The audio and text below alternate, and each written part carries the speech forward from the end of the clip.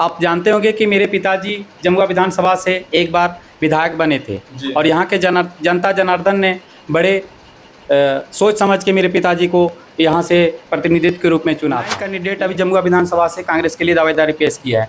तो ये party high command को तय करना होगा कि बेटर कैंडिडेट, सबसे अच्छे कैंडिडेट कौन है जो मुझे जमुआ से जीत। जमुआ विधानसभा में यदि महिला कॉलेज खुल जाता तो आज यहाँ की जो बच्चियाँ जो 10 मार्च जाते जाते पढ़ाई छोड़ देती है, शायद उससे अभी आगे पढ़ाई करती। जैसे कि आपने बोला कि हम जमुआ से चुनाव लड़ेंगे अगर पार्टी टिकट देती है, लेकिन जब आपके पिताजी विधायक थे उससे पहले आप इधर नज़र कहीं नहीं आए, लेकिन एकाएक अगर आप फील्ड में उतरते हैं तो चुनाव कैसे निकालिएगा? और मुझे कांग्रेस पार्टी डायरेक्ट प्रत्याशी बनाती है तो मैं जीत का दावा कर सकता हूँ। जमुआ विधानसभा को कांग्रेस पार्टी की झोली में सर्वप्रथम अगर आपको टिकट मिलता है और अगर आप जीतते हैं तो जमुआ क्षेत्र के लिए क्या करना चाहिएगा? हर पंचायत में एक स्वास्थ्य केंद्र होना चाहिए और स्वास्थ्य केंद्र के साथ साथ एक एम्बुलेंस होना चाहिए।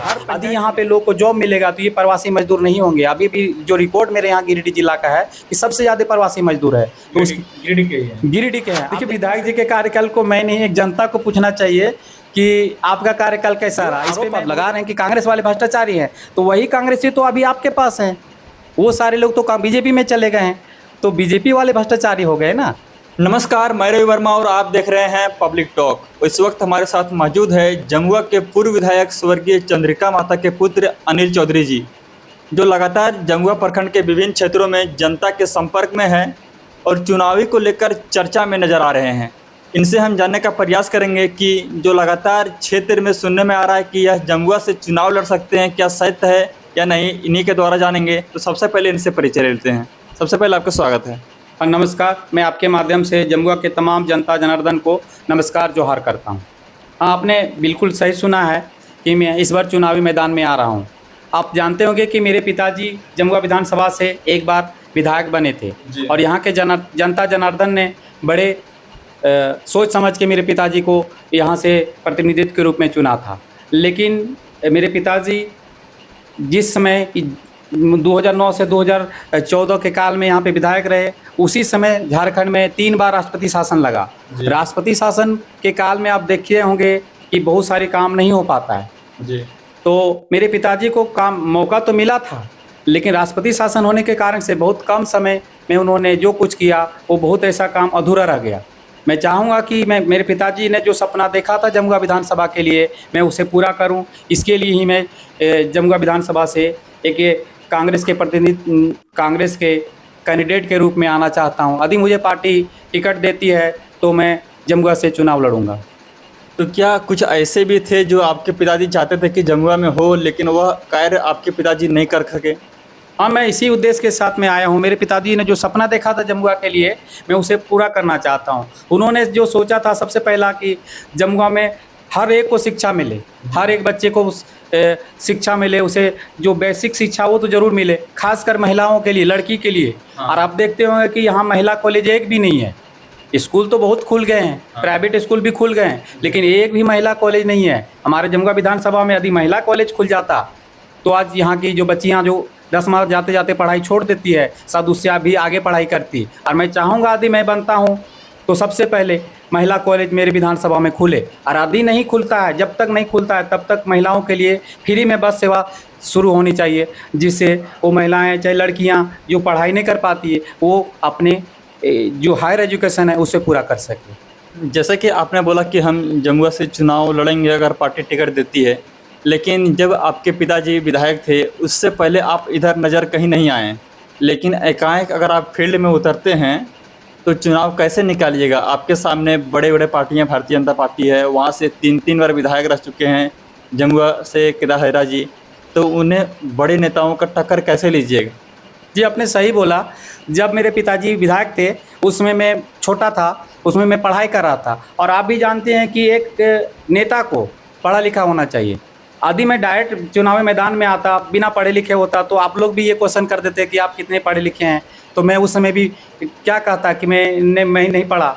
लेकिन सबसे पहले मेरे पिताजी ने सोचा मैं अपने बच्चे को इस लायक बना दूं कि जनता के बीच जाएगा तो जनता की समस्या को सुन सकेगा, उनकी समस्याओं को समाधान कर सकेगा। इसलिए जब तक मेरे पिताजी क्षेत्र में थे तो मुझे इस तरह की ज़रूरत नहीं पड़ती थी कि मैं जनता के बीच जाऊं, लेकिन फिर भी मैं अपने पिताजी के साथ लगातार कुछ गाँवों में जाता रहा, लोगों की समस्या को देखता रहा। उस समय भी देखता था कि होना चाहिए, लेकिन पढ़ाई के कारण से मैं लगातार अपनी बेसिक शिक्षा, उसके साथ हायर एजुकेशन करने के लिए मैं बाहर था। और जैसे मेरे पिताजी का देहांत हुआ तो मुझे लगा कि उनकी जो उन्होंने जो सपना देखा था, वो जो करना चाहते थे, वो तो अभी भी नहीं कर पाए, तो उसे पूरा करने के लिए ही मैं क्षेत्र में आया हूँ।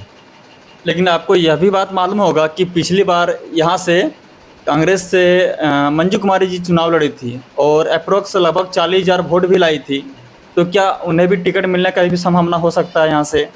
देखिए, कांग्रेस में बहुत सारे कैंडिडेट अभी अपने अपनी दावेदारी पेश किए हैं। कुल अभी मुझे लग रहा है कि 9 कैंडिडेट अभी जमुआ विधानसभा से कांग्रेस के लिए दावेदारी पेश किया है। तो ये पार्टी हाईकमान को तय करना होगा कि बेटर कैंडिडेट, सबसे अच्छे कैंडिडेट कौन है जो मुझे जमुआ से जीत दिला सके। पिछले बार मंजू दीदी को टिकट मिला था तो वो तो हार गई थी। तो मैं इस बात का गारंटी देता हूं कि मेरे पिताजी को कांग्रेस पार्टी ने एक बार सहयोग दिया था। कांग्रेस पार्टी के सहयोग से ही वो चुनाव में आए थे, तो वो चुनाव जीत गए थे। और मुझे कांग्रेस पार्टी डायरेक्ट प्रत्याशी बनाती है तो मैं जीत का दावा कर सकता हूं। मैं जीत जमुआ विधानसभा को कांग्रेस पार्टी की झोली में डाल सकता हूँ। सर्वप्रथम अगर आपको टिकट मिलता है और अगर आप जीतते हैं तो जमुआ क्षेत्र के लिए क्या करना चाहिएगा? सबसे पहले तो मेरी बेसिक प्रायोरिटी है शिक्षा। हर बच्चे को शिक्षा मिलनी चाहिए, और उसमें भी सबसे पहले महिलाओं को शिक्षा मिलनी चाहिए। महिलाएं जो नहीं पढ़ पाती, 10वीं क्लास के बाद पढ़ने छोड़ देती है, उसे कम से कम हायर एजुकेशन तक पहुंचा दूं। उसके लिए स्कूल तो हो गया, कॉलेज का स्थापना करूं। जमुआ विधानसभा में कॉलेज का स्थापना होना चाहिए जो महिलाओं के लिए हो।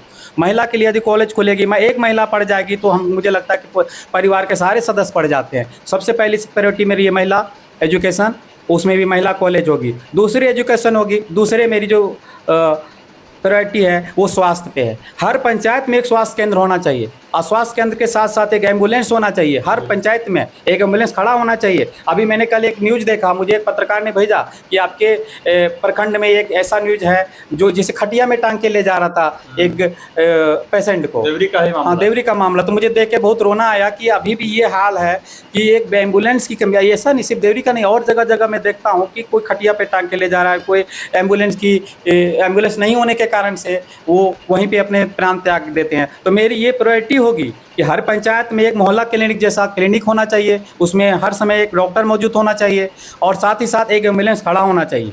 तीसरी प्रायोरिटी रहेगी सभी को स्वच्छ पानी, स्वच्छ शुद्ध जल मिलना चाहिए, पीने का स्वच्छ। कभी अभी भी देखता हूँ किसी जगह में पानी की अवेलेबिलिटी है तो किसी जगह में नहीं है। कहीं देखता हूँ कि वो नल जल योजना चल रहा है तो पानी बहता रहता है, और कहीं अभी भी देखते हैं कि नदी से लोग पानी ले जा रहे हैं। तीसरी प्रायोरिटी मेरी। चौथी प्रायोरिटी होगी कि मेरे जमुआ विधानसभा में एक फूड प्रोसेसिंग यूनिट होना चाहिए।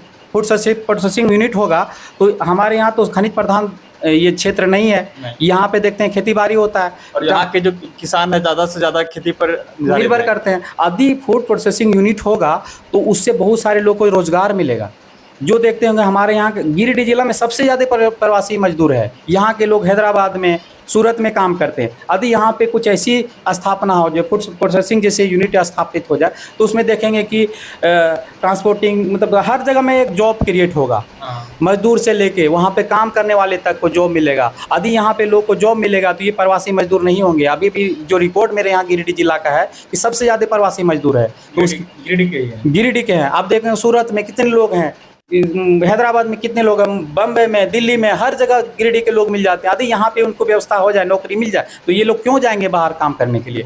तो मेरी ये प्रायोरिटी होगी कि यहाँ पे ऐसी संस्था फूड प्रोसेसिंग होना चाहिए। और तीसरा, अभी देखते होंगे कि अभी रणधीर सिंह जी थे कृषि मंत्री, उसमें यहाँ पे डेयरी प्लांट का स्थापना किया था उन्होंने, उसका उद्घाटन भी किया था। वो यहाँ से उठ के गिरिडीह चला गया तो वो तो यहाँ रहना चाहिए। यहाँ के विधायक क्या कर रहे थे, कैसे यहाँ से चला गया, तो उसे मैं फिर से चाहूँगा कि मेरे जमुआ विधानसभा में स्थापना होना चाहिए। तो जैसा कि जमुआ से जो केदार जी हैं वो यहाँ पर 3 बार विधायक रहे हैं, तो उनका कार्यकाल को आप किस नज़रिए से देखते हैं? देखिए, विधायक जी के कार्यकाल को मैं नहीं, एक जनता को पूछना चाहिए कि आपका कार्यकाल कैसा रहा। इस पर मैं बहुत ज़्यादा बोल भी नहीं सकता हूँ क्योंकि जनता ने अल्टीमेटली उनको चुना है। तो जनता ने चुना है तो विधायक जी का काम है कि मैं उसके अनुसार से काम करूं। मैं इतना सिर्फ बोल सकता हूं कि लोकतंत्र में जनता चुनती। यदि मैं जनता से बोलूंगा कि एक बार मुझे मौका दीजिए, मैं यदि उस लायक नहीं रहता हूं तो आप मुझे भी लात मार के भगा दीजिए, अगली बार दूसरे को चांस दीजिए। यदि आप जनता के अनुसार से काम नहीं करते हैं तो उसे विधायक रहने का अधिकार नहीं है। तो यदि अभी विधायक जी केदार हाजरा जी विधायक है तो उनको चाहिए कि जनता के अनुसार से काम करे। यदि जनता के अनुरूप उन्होंने नहीं काम किया है तो जनता को सोचना चाहिए कि ये मेरे लिए ठीक नहीं है, हमें इसका बदलाव करना चाहिए। जैसे कि जमुआ इतना बड़ा क्षेत्र है और इतना बड़ा क्षेत्र होने के बावजूद भी आज भी जमुआ में बड़ी कॉलेज नहीं है। हाँ, तो इस मामले में शुरू से बोल रहा हूँ कि मैं कॉलेज पे, खासकर शिक्षा पे जोर दूंगा। यहाँ एक कॉलेज होना चाहिए, बड़ा कॉलेज तो होना चाहिए, खासकर महिला का कॉलेज होना चाहिए। बच्चे तो देखते होंगे कहीं भी पढ़ लेते हैं, यहाँ से चले जाते हैं, गिरिडीह जाना हो, पटना जाना हो, बिहार कहीं भी चले जाते हैं। लेकिन यदि अपने ही विधानसभा में एक कॉलेज हो जाए, खासकर को एजुकेशन हो जाए और साथ में महिला कॉलेज भी हो जाए, तो निश्चित ही हमारे यहाँ के बच्चे पढ़ेंगे। जो ड्रॉप रेट है, खासकर ड्रॉप रेट बोलते हैं कि जी 10वीं के बाद पढ़ने छोड़ देते हैं, बहुत सारे बच्चे काम के लिए छोड़ देते हैं। यदि स्कूल कॉलेज आसपास होता है तो बच्चे पढ़ते रहते हैं। और यदि पढ़ाई, बेसिक पढ़ाई साथ साथ हायर एजुकेशन भी लोग को मिलेगा तो निश्चित ही वो हमारा जमुआ विधानसभा तरक्की करेगा। एक पढ़े लिखे युवा ही तरक्की की ओर जाता है। जैसे कि आपको एक और सवाल यहाँ पर निकल के आ रहा है, आप सुने होंगे कि लगातार यह प्रभावशाली हो सकती है कांग्रेस पार्टी के लिए, कि कांग्रेस पार्टी के जो बड़े बड़े नेता हैं, आप भी सुने होंगे कि उन लोग को जब भी सीबीआई हो, चाहे कोई भी चीज़ का छापा पड़ता है, तो उन लोग के घर में लगातार पैसा निकल रहा है अधिक से अधिक संख्या में। उसको लेकर क्या कहिएगा? देखिए, जो सेंट्रल गवर्नमेंट है, खासकर मोदी सरकार, इसका प्रोपेगेंडा है कि विपक्ष को किसी तरह परेशान करे। अभी हाल में धीरज साहू के पास बहुत सारे पैसा मिला था, तो वो ज़रूरी नहीं कि वो पार्टी का पैसा था, वो तो खुद का अपना बिजनेस चलाते थे।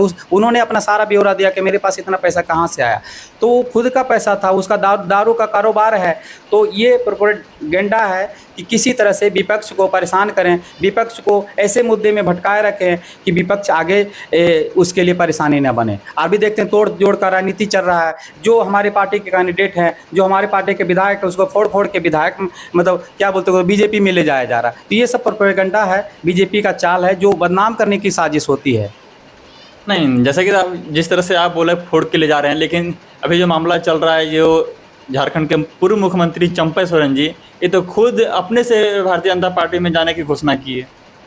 नहीं, ये तो कहीं ना कहीं एक लोटस क्या बोलते हैं, प्रोग्राम चलाया था, उसे मैं भूल रहा हूँ, उसके तहत ये लोग का प्रोपेगेंडा है कि किस तरह से जेएमएम के, कांग्रेस के विधायक को अपने दल में ले आए। अभी तो देखिएगा कि बीजेपी में कांग्रेसीकरण हो गया, जिसको बोलते हैं कांग्रेसीकरण हो गया। सब कांग्रेस के विधायक बीजेपी में हो गए हैं। यदि कांग्रेस को आप कमज़ोर करना चाह रहे तो कांग्रेस को कमज़ोर कीजिए। आप तो कांग्रेस के ही लोगों को फोड़ फोड़ के, मतलब तोड़ के, जोड़ के, उसे प्रलोभन दे के बीजेपी में ले जा रहे हैं। तो ये तो फिर बीजेपी में ही सब भ्रष्टाचारी पहुँच चुके हैं। जो आरोप आप लगा रहे हैं कि कांग्रेस वाले भ्रष्टाचारी हैं, तो वही कांग्रेसी तो अभी आपके पास हैं।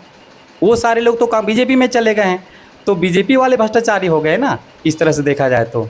लेकिन आपको यह भी मालूम होगा कि जो झारखंड की जो सरकार है, वह बेरोजगारी भत्ता देने की घोषणा किए थे, 5 लाख युवाओं को नौकरी देने की बात किए थे, लेकिन यह सब तो पूरा नहीं कर रहे हैं।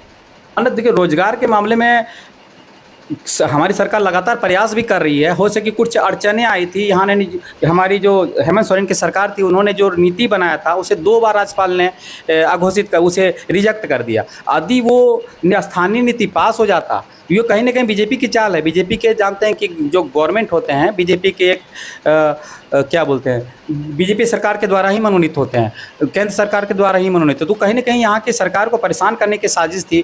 2 बार जब स्थानीय नीति राज्यपाल के पास भेजा गया, राज्यपाल ने उसे रिजेक्ट कर दिया। यदि स्थानीय नीति अच्छे से पास हो जाता तो मुझे लगता है कि नौकरियों का बौछार आ जाता है यहाँ पे। और वैसे भी आप देखते होंगे सबसे ज़्यादा जेपीएससी का एग्जाम हमारी हेमंत सोरेन की सरकार ने लिए। इससे पहले इतने ज़्यादा कोई जेपीएससी का एग्जाम लेने के बाद फिर तो उसे कैंसिल कर देते हैं। नहीं, जेपीएससी अभी भी चल रहा है। और दूसरी बात है कि जो कैंसिल जिस पेपर के बारे में बोल रहे, उसके बारे में आरोप आया था कि पेपर लीक हो गया। जो ही पता चला कि पेपर लीक हो गया, उसे कैंसिल कर दिया। और यही देखिए, सेंट्रल गवर्नमेंट में नीट का एग्जाम, जहाँ 24 लाख लड़के एग्जाम दिया था, और वहाँ पे पता चला, साक्ष्य है कि वो पेपर आउट हुआ था। यदि पेपर नहीं आउट हुआ तो कुछ लोगों को जो अरेस्ट किया, क्यों किया? उस पेपर को देखिए, अभी भी उसी के आधार पर एडमिशन ले रहा है। तो पेपर तो वहाँ आउट हुआ, लेकिन झारखंड में जब आउट हुआ, पता चला कि झारखंड में पेपर आउट हुआ, कि यहाँ पे पेपर लीक किया गया, तो उसको कैंसिल कर दिया। लेकिन सेंट्रल गवर्नमेंट ने तो कैंसिल नहीं किया, उसी के आधार पर एडमिशन ले रहा है। तो मैं बोलना चाहूँगा कि नहीं, हमारी सरकार बहुत अच्छा काम कर रही है। यदि पेपर आउट हुआ है, लोग बोलते हैं कि पेपर किसी कैंसिल किया जाए तो कैंसिल किया जाता है। इस कारण से थोड़ा सा विलम्ब हो रहा है। वैसे प्रयास है कि ज़्यादा से ज़्यादा लोगों को नौकरियां दी जाए। लेकिन लगातार हम देख रहे हैं, रांची हो चाहे विभिन्न क्षेत्रों में, जो पुलिसकर्मी है, जो सहायक पुलिसकर्मी, उन लोग जो अपना क्या उन लोग का प्रस्ताव है उसको लेकर वो आंदोलन करते तो उन लोग के ऊपर लाठीचार्ज कर रहे हैं झारखंड सरकार के द्वारा, इसको लेकर क्या कहिएगा? देखिए, प्रदर्शन करने का एक रूल होता है कि उसी रूल के तहत आप प्रदर्शन करें। कहीं कुछ ऐसी उद्दंडता दिखाई जाती है किसी की, सभी लोग नहीं करते होंगे, मुझे लगता है शायद एक दो लोग होंगे जो कुछ अव्यवहारिक तरीके से प्रदर्शन का एक तरीका होता है, उस तरीके से करेंगे तो मुझे नहीं लगता है कि पुलिस ऐसे ही कोई व्यवहार करेगा। कुछ ना कुछ गलतियाँ होती होगी प्रदर्शन करने के दौरान, जिस कारण पुलिस को भी अपना एक्शन लेना पड़ता है, मैं यही समझता हूँ। वैसे तो मुझे अभी ठीक से इस बारे में नहीं बोल सकता हूँ, क्योंकि लाठीचार्ज हुआ आपके माध्यम से मुझे भी पता चल रहा है, मैं देख रहा हूँ लाठीचार्ज हुआ था। तो लाठीचार्ज का कारण यही हो सकता है कि वो तरीके से नहीं हो रहा होगा। आपको प्रदर्शन करने का हक है, आप लोकतंत्र में हैं तो आप प्रदर्शन कीजिए, विरोध कीजिए, लेकिन एक विरोध का तरीका होना चाहिए। उस तरीके को आप तोड़ेंगे तो कहीं ना कहीं सरकार को एक्शन लेना पड़ता है, उसी के तहत हो सकता है लाठीचार्ज हुआ होगा। चलिए ठीक है, लेकिन सर्वप्रथम अब आप लास्ट में जमुआ वासियों के लिए क्या कहना चाहिएगा? अगर आप जैसे टिकट मिल जाता है तो उसके बाद का आपका प्रक्रिया क्या होगा? मैं जमुआ वासियों को एक बार नमस्कार करके ये बोलना चाहूँगा कि आप मुझे एक बार आशीर्वाद दीजिए, जो मेरे पिताजी ने नहीं कर पाया उसे मैं करना चाहता हूँ। आप लोग ने जो सपना मेरे पिताजी के साथ देखा था मिलके कि वो रहेंगे तो जमुआ का विकास होता, वो मैं करना चाहूँगा और आपके साथ मिलके करूँगा। और आपका सहयोग मुझे चाहिए, आप मुझे सहयोग करेंगे तब मैं आपके लिए खड़ा रहूँगा, और आपके सहयोग के बिना मैं कुछ नहीं हूँ। मैं तो एक साधारण सा बालक हूँ। आप जानते हैं कि मेरे पिताजी ने आप लोग के लिए किया, लेकिन वो नहीं कर पाए, काम नहीं कर पाए। तो बस आप लोग का एक सहयोग चाहिए, मुझे एक बार आशीर्वाद दीजिए। यदि मैं आपके अनुरूप नहीं फिट होता हूँ तो मुझे भी अगली बार बेदखल करिए, मुझे भी वोट नहीं दीजिए, लेकिन एक बार आपका आशीर्वाद चाहूँगा। एक बार मुझे आप मौका दीजिए, आपका सेवा का मौका दीजिए।